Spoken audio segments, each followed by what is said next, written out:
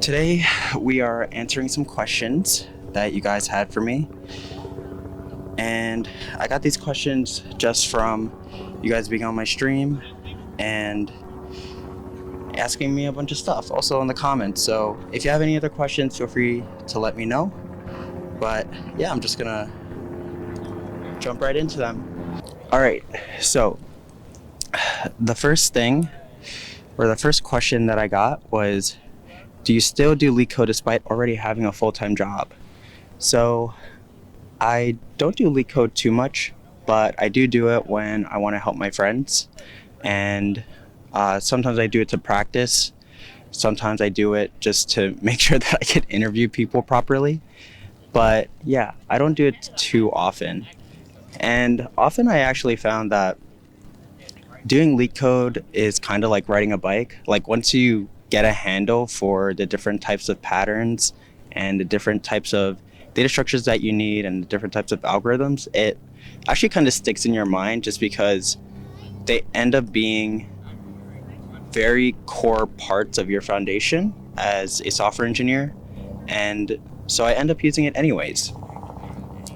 But yeah, I mean, I'm not making hash maps every day or implementing Dijkstra's, but every now and again it does come in handy to just understand how memory allocation works, how memory addresses work, and how objects are moved around through methods and held in temporary variables and not held, and when things are released out of memory allocation.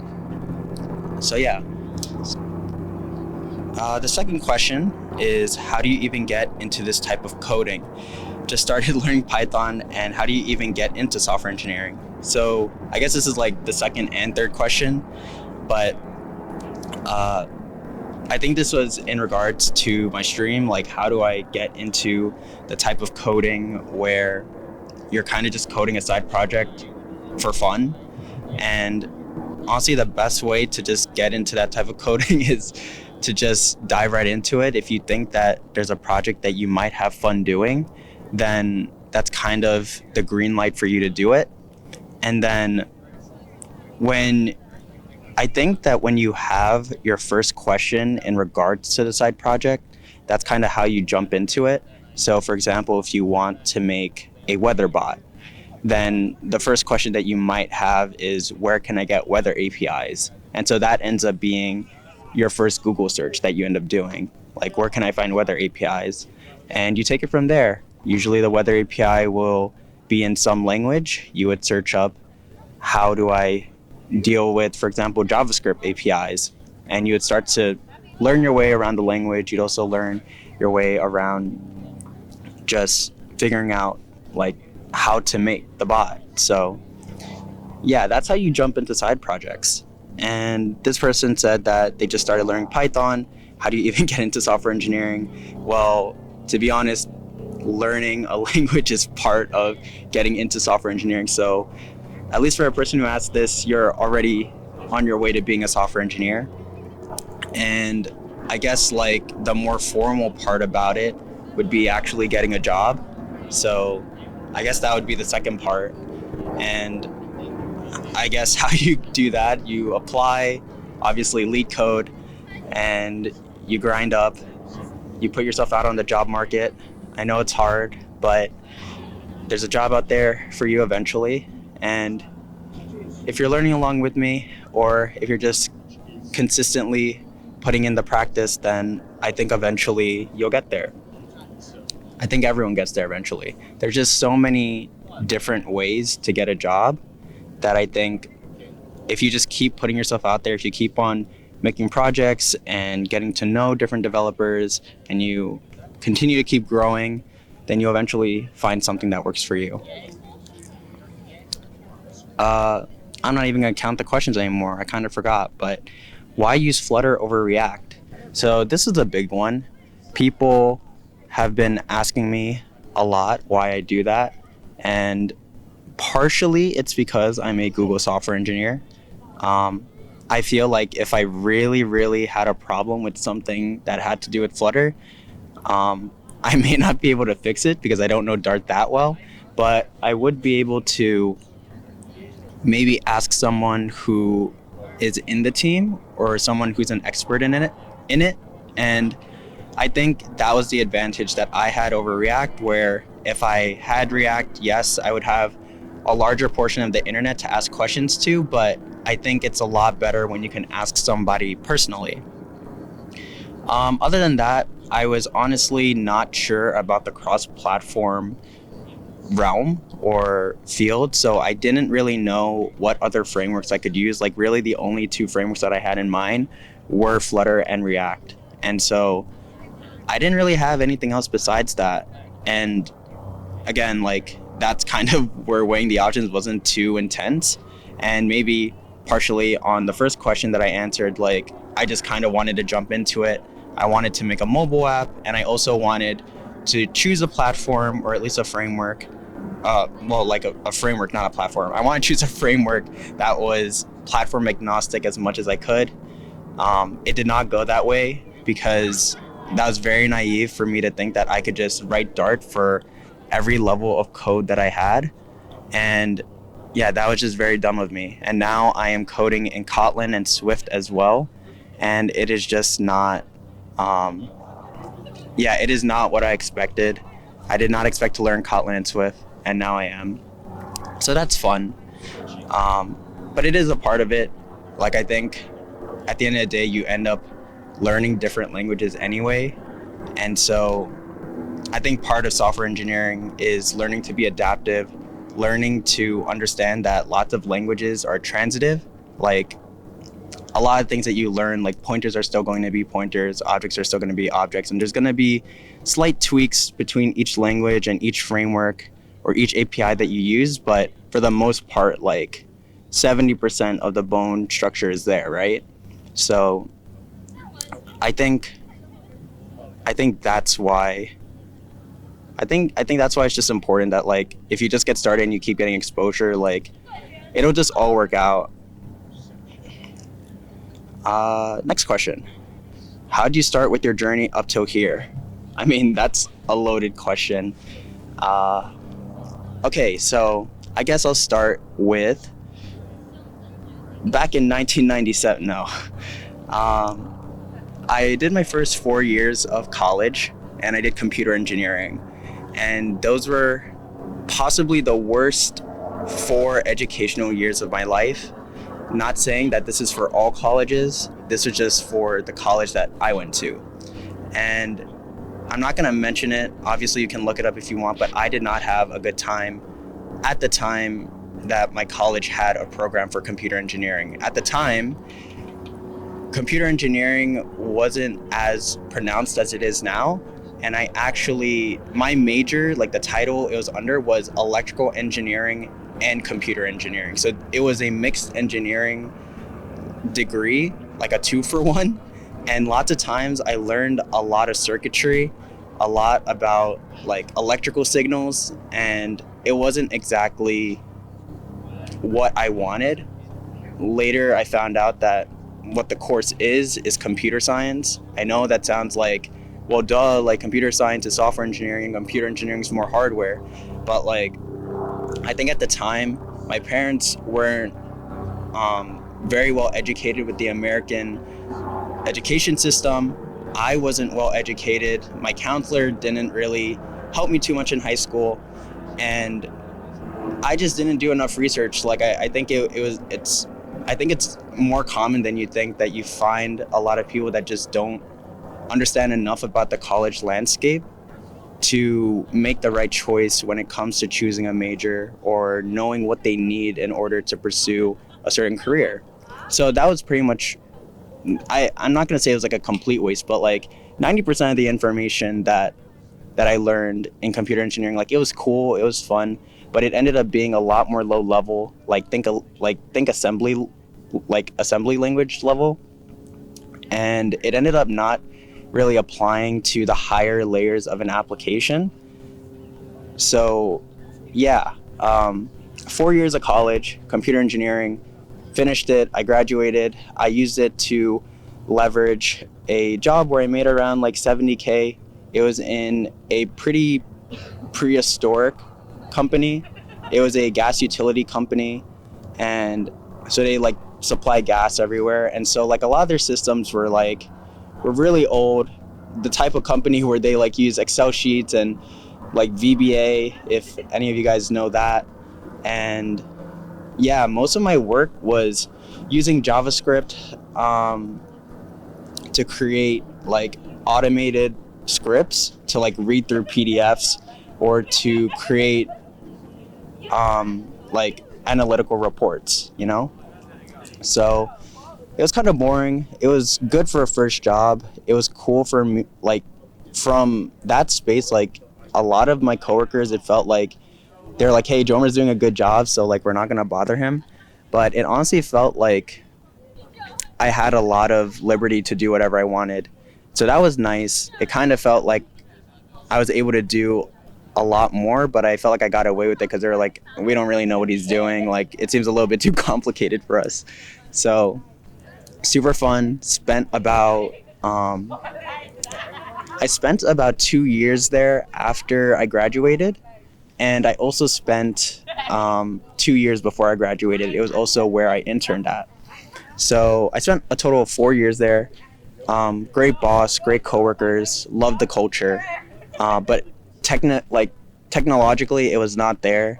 It was not like what I needed to push myself to become a better software engineer, because I did want to be surrounded by people that, you know, I just admired and wanted to learn more from. And I didn't have anyone at that company where I could learn more from a technical perspective. I learned a lot about gas utility, but yeah.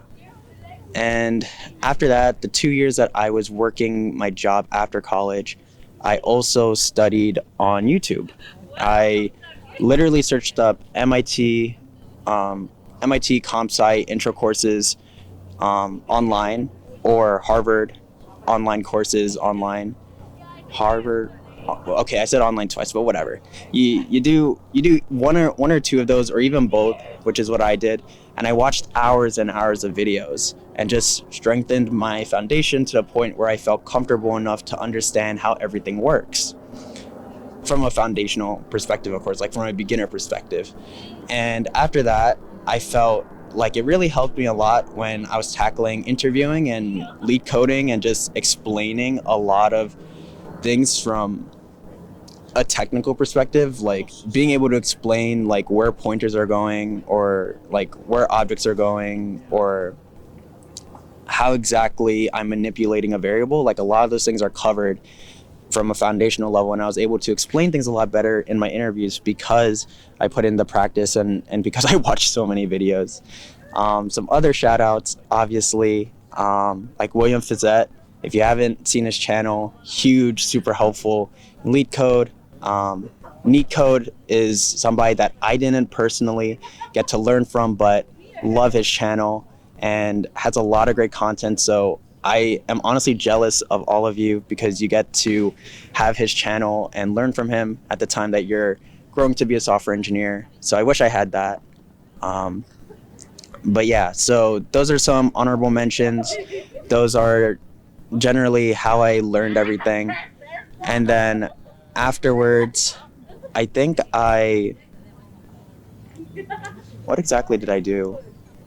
Oh yeah. So after 2 years of pretty much studying and working at that job, I ended up applying to a bunch of different places, and I applied to Google. And so that is how I ended up in this position. And how would I explain it? Like, usually I feel like that's where people stop, but like I feel like I want to go a little bit more because the ramp up period was very interesting for me. So, you know, obviously if you go into any job, you have a ramp up period where you have to learn a lot. And the best way to explain it from my perspective, and I'm not trying to like gauge different colleges in a different way, but like it's like going from a community college to an Ivy League college. And the reason why I say that is because it's just like I've had friends who have gone to a community college and then gone to an Ivy League, and they've expressed a lot of their experiences that it was just really, really intense and really hard to ramp up and kind of get used to the level of intensity.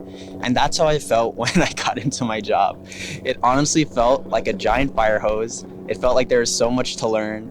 And I thanked my lucky stars and I thanked my foundation and how I ended up doing everything, because at this point I'm like 100 hours into online courses online. I'm like 300 hours into like LeetCode and data structures and talking to friends and mock interviews and all this stuff. And so at this point, I've built the resilience to be okay with the flood of information and to be able to tackle things head on instead of shying away from it or being scared. And it just made the process doable. It made it feasible. So after that, obviously, I ramped up successfully. I am still working there and I am having a blast. Love my coworkers, love my manager, love the job, love the projects that I'm doing. It's just all super, super fun.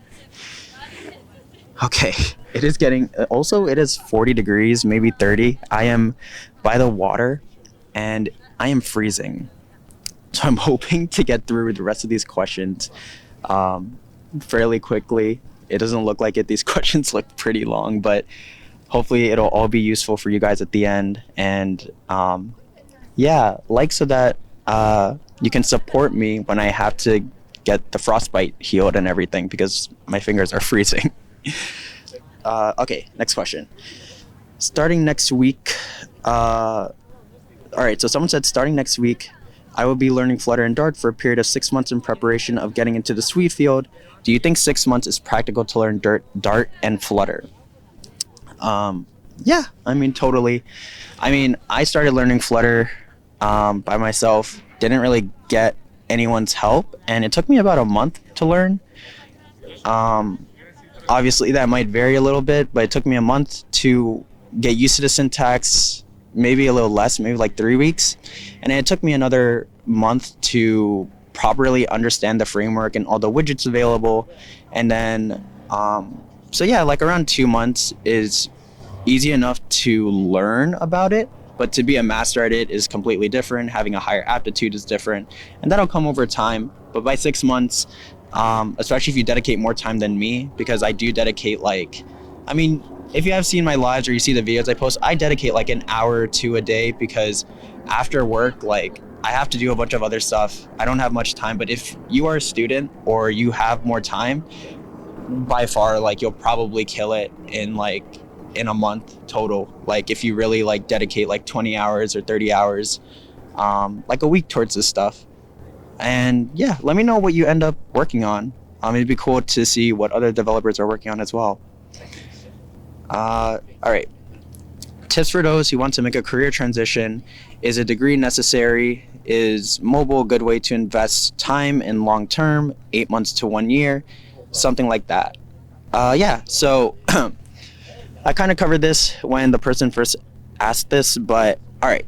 Tips to make a career transition. The first thing that I told him was that the first thing that I want you to do is to introspect on the current job that you have. Chances are that there's going to be some quality that you have honed or learned at your job that that is transitive to software engineering. The example that I used was like a grocery worker. So for example, a grocery worker has a priority for what gets stacked at the top, what doesn't get stacked at the bottom, and that type of organization is something similar, obviously, to a stack. And so it's a very small example, and obviously, like, you're not going to find an example for your job for each data structure, but the point is that you'd be very surprised at how well certain things at your job translate over to software engineering, as well as other fields that you want to transition into. So it's not just applicable to software engineering. You can do this honestly with anything. For example, if you work in customer care or customer support, you probably deal with a lot of difficult people. And so like you build a certain level of resilience towards difficult people, and that is transitive no matter where you go. So the first tip is to introspect. And then the second step is after identifying what those qualities are, I want you to try to use those qualities to help strengthen your process for being efficient. So for example, if you know that like you have a knack for organizing things, then organize the way that you're going to study over the next 6 months. Make like a lesson plan. If that's not your forte, then don't like, yes, you could get strong at things that's not your forte, but when you're starting out and you're transitioning, it's important to rely on your strengths first, and then you can focus on mitigating your weaknesses. Just because it's easier, it's more comfortable to deal with things that you're already strong at. So the second tip that I have is just to use your strengths to make the process easier for you, and just make things easier on your transition. A degree is not necessary. Obviously, there's coding boot camps now. Some people, I've heard of some stories on Blind and Reddit where people have been hired for doing amazing work on open source repos and GitHub. There's a bunch of different ways that you can get a job. I have a friend who got a job just from networking on Twitter.